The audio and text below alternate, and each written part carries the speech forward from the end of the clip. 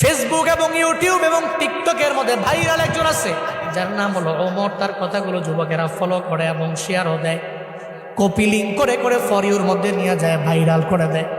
আমি গতকালকে তার একটা ভিডিও দেখলাম, তার মায়ের মানে সে কেমন এটা আমি জানি না, তবে এই ভিডিও দেখার পরে আমি দেখলাম যে মা পাগল ছেলেটা চোখের পানি ফেলায় মায়ের জন্য কান্দে।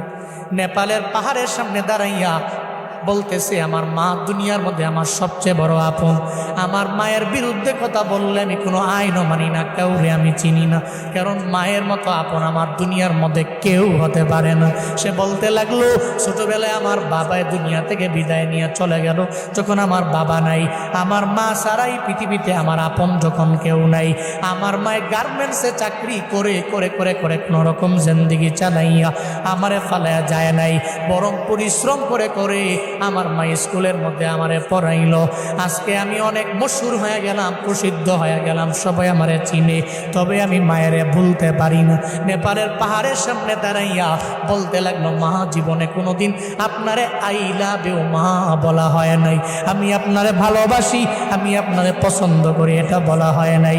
এই যে যুবকরা যারা আছে এরা তো এদের প্রেমিকারে জীবনে কতবার আই লাভ ইউ বলে, নিজের ওয়াইফের বারবার বলতে পারে, একটু বলো না রে বাপ, কয়দিন তুমি মায়ের দরবারে গিয়া বললা, মা গো তোমারে ভালোবাসি, আমি তোমারে পছন্দ করি, আমি তোমারে মোহাব্বত করি, তুমি ছাড়া এই দুনিয়ার মধ্যে আপন আমার কেউ নাই।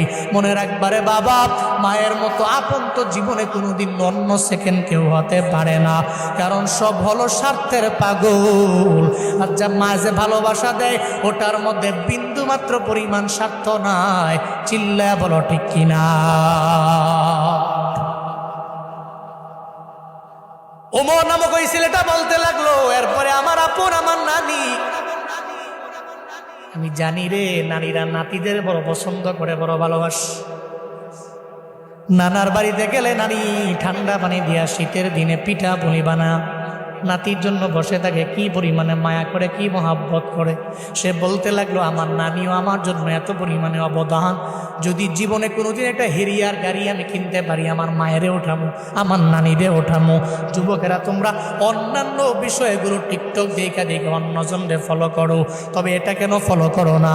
জীবনে কোনোদিন আইফোনের জন্য, বাইকের জন্য, টাকার জন্য তুমি তোমার মায়ের মনের মধ্যে আঘাত দিতে পারো না রে বাপ, তোমার বাবার মনের মধ্যে আঘাত দিতে পারো না, কারণ এরা যদি বদদুয়া দিয়া দেয়, এদের মনের মধ্যে যদি কষ্ট ঢুইকা যায়, বুলেট মিস হয়ে যেতে পারে। জীবনে কোনোদিন এই বদদুয়া এবং দোয়া মিস হতে পারে না।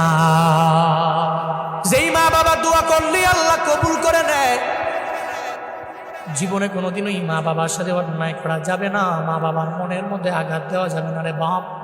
এদের থেকে তুমি দোয়া নিয়ে আগায় যাও। মনে রাখবা, আব্বা আম্মা দুনিয়া থেকে যার বিদায় নিল, বড় এতিম হয়ে গেছে, ওর সাথেও জীবনে কোনোদিন কোনো অন্যায় আচরণ করা যাবে না, কারণ ওর মনটা তো এমনিতেই ভেঙ্গে চুরে চুরমার হয়ে গেছে।